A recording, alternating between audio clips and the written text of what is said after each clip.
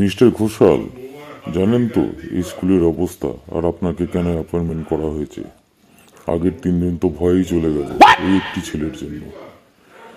ফুটো ঢোল, সাংঘাতিক ছেলে, সামলাতে পারবেন তো কে?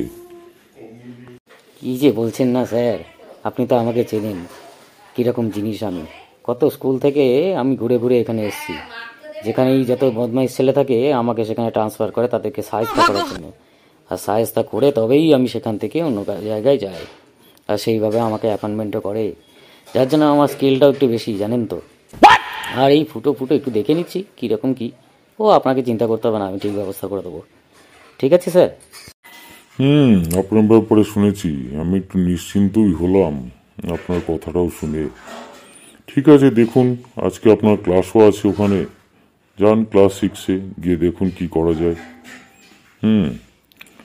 সব কিছু ঠিকঠাক হলে আমার একটু ভালো লাগবে, চিন্তাটাও দূর হবে, ছেলেগুলোর পড়াশোনা নিয়েও একটু চিন্তা থাকে। আর এই বদমাস ছেলেটা কি যে কি করে ফেলে বোঝাও মুশকিল। ঠিক আছে, দেখুন, best of luck. Okay sir, কোনো চিন্তা করতে হবে না, সব শান্ত করে দেবো। ঠিক আছে, আমি আসছি তাহলে, ক্লাসের দিকে যেগোই। ওকে। হ্যাঁ ঠিক আছে, এগোন এগোন। এ ফুটো, শুনেছিস তো আজকে নতুন স্যার আসছে? নতুন অ্যাপয়েন্টমেন্ট হয়েছে। কি রাগী স্যার শুনলাম। হ্যাঁ, ক্লাস টিচারের সামনে আমি দাঁড়িয়ে দাঁড়িয়ে শুনলাম এই স্যারের সাথে কথা বলছিল যে আপনাকে যে করে হোক ওই ছেলেটাকে সাহায্য করতে হবে। ওই ছেলেটা মানে হচ্ছে তোর কথা বলছিল, বুঝলি? দূর দূর ছাড় তো। কত বড় আমার স্যার এসছে, ও আমি ঠিক দেখে নেবো, তোকে চিন্তা করতে হবে না, বুঝলি? এই তোরা আজকের পড়াগুলো সব কমপ্লিট করেছিস? আমার তো কালকে পড়াই হয়নি। কালকে মাসির মেয়ে এসেছিল, তার সাথে খেলছিলাম, বুঝলি, আর একদম পড়তে পারিনি। আজকে তো পড়া ধরবে, আর নতুন স্যার শুনেছি খুব রাগী, কি হবে কে জানে। আরে বিটকেল, আমারও তো পড়া হয়নি রে। কালকে চিড়িয়াখানায় গেছিলাম, ফিরতে ফিরতে সেই সন্ধ্যা হয়ে গেছে। সারা গা হাত পা ব্যথা, সারাদিন তো ঘুরেছি, একদমও পড়া হয়নি। আর পড়া ধরলে কি হবে কে জানে, কবে থেকে পড়া ধরবে কে জানে। ও তো আমারও না পড়া হয়নি, বুঝলি। কালকে তো রবিবার ছিল, আর আমি বসে বসে না কার্টুন দেখেছি, পলার কথা না ভুলে গেছি। কি হবে কে জানে, আমালে যদি পলা ধরে পারবো না তো। এই আমি কি ছাই পড়েছি নাকি? হ্যাঁ, আমার তো সেই বিখ্যাত একটা কুমিরের রচনা আছে, সেই দিয়ে চালিয়ে দেবো। অত টেনশন নিচ্ছিস কেন? হ্যাঁ, এই খেলাচ্ছে তুক্কল তুক্কল খেলাতে। Good morning sir. Morning sir. Very very good morning. তোমরা সবাই বসে পড়ো। তো বাচ্চারা, তোমরা এক এক করে তোমাদের পরিচয় দাও, নামগুলো বলো দেখি। স্যার, আমার নাম তাকলা। 5জন বলো, তোমার নাম কি? আমার নাম ফুটো স্যার। আমার নাম পকাই স্যার। আমার নাম বিটকেল খুব স্যার। ভালো লাগলো। তা যেটা বলার ছিল, আমার ক্লাস আমি যখন শুরু করব তারপরে কেউ কিন্তু কোনো দুষ্টুমি করবে না, ঠিক আছে? আর আমি যা কোশ্চেন করব তার সঠিক সঠিক উত্তর দেবে, ঠিক আছে? আজকে তোমাদের কিছু কোশ্চেন করব, ওই ধরো একটা রচনা জিজ্ঞাসা করব, সেইভাবে উত্তর দিতে হবে, ঠিক আছে? ফুটো, তোমাকে দিয়ে শুরু করলাম।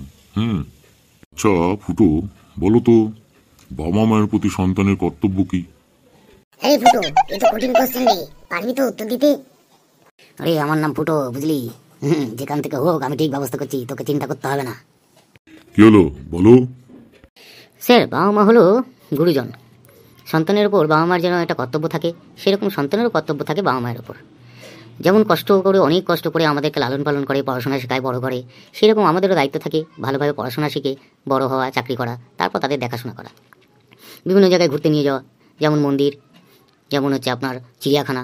এই চিড়িয়াখানা প্রসঙ্গে মনে পড়ে গেল স্যার, চিড়িয়াখানায় বিভিন্ন রকম জন্তু জানোয়ার থাকে, ছোটোবেলায় বাবা মা আমাদের যেমন দেখাতো। তার মধ্যে একটা জন্তু হলো কুমির স্যার।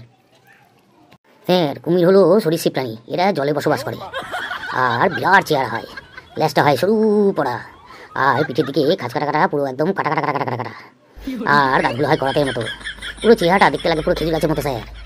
ওরে বাপ রে বাপ, এখানেও কুমিরের রচনা! ঠিক আছে, তোর ব্যবস্থা করছি। এবার এমন একটা কোশ্চেন করব, তার উত্তর দে দেখি। আচ্ছা বলো তো ফুটো, তোমার প্রিয় শিক্ষকের সম্বন্ধে একটু বলো দেখি। স্যার, সরকার স্যারের সম্বন্ধে কথা বলছি স্যার। উনি ভীষণ ভালো স্যার ছিলেন, আমাদের সকালকে ভীষণ ভালোবাসতো। কি সুন্দর দেখতে, ইয়া লম্বা, গাট্টা গোট্টা চেহারা, তারপর চোখ দুটো যেন একদম গোল্লা গোল্লা রসগোল্লার মতো, কি সুন্দর। এর থেকে আমার সেই কুমিরের কথা মনে পড়ে যায়।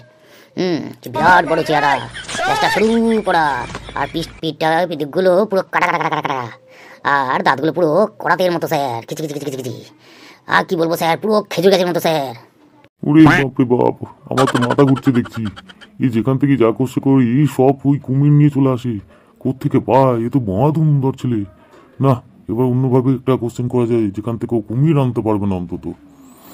আচ্ছা, এবার আমি ইতিহাস সম্পর্কে একটা রচনা করবো তোমাকে। পলাশী যুদ্ধের রচনা বলো দেখি ফুটো। স্যার পলাশির যুদ্ধ 1857 সালে হয়েছিল স্যার। পলাশির প্রান্তরে নবাব সিরাজদৌল্লার সাথে ইংরেজদের সেই বিশাল যুদ্ধ হয়েছিল। এই সময় এই নবাব সিরাজদৌল্লা একদম বিশ্বাস করে তার সেনাপতি মীর জাফরকে দায়িত্ব দিয়েছিল ইংরেজদের সাহায্য করার জন্য। আর এইটাই ছিল বিশাল কাল স্যার। এই মীর জাফরকে খাল কেটে কুমির আনার মতো অবস্থা, পুরো বিশ্বাসঘাতকতা করেছিল স্যার। আর এই প্রসঙ্গে কুমিরের কথা মনে পড়ে গেল স্যার। সে আর কি বলবো, যা পেয়ার চেয়ারা স্যার, লেজটা সরু পড়া, আর পিঠটা পুরো কাটা কাটা কাটা কাটা কাটা, পুরো কি বলবো স্যার। আর দাঁতগুলো সেই করাতের মতো, হ্যাঁ পুরো চেয়ারটা মনে হয় যেন খেজুর গাছের মতো স্যার, কি বলবো স্যার। কেউ আমাকে ধরে, আমার মাথা ঘুরছে। ওরে বাবা রে বাবা, আমি গেলাম। বন্ধুরা, যারা এই ভিডিওটা দেখতো না তাদেরকে বলতি, এটা কিন্তু সহজভাবে নিও না, এটা একটা কমিক, ঠিক আছে? শুধু তোমাদের আনন্দ যাবার জন্য। আর স্যার, মা বাবা সব হচ্ছে গুরুজন, তাদের কথাগুলো ঠিকঠাক করে শুনবে, আর সবাই ভালো করে পড়াশোনা করবে, তাহলে বড় হতে পারবে। বুঝতে পারলে? আর একটা জিনিস বলে দিই, তোমরা কিন্তু সবাই লাইক করবে ভিডিওগুলোতে, আর সবাই মিলে সাবস্ক্রাইব করবে, আর পতুল ভাবে এগুলোকে শেয়ার করবে, তাহলে আরো নতুন নতুন ভিডিও আনবো। হ্যাঁ, আর আমি টাকলা এইখানে নতুন জয়েন করেছি, আমাকে তোমার কেমন লাগলো সেটাও বলবে। টাটা আত্তি।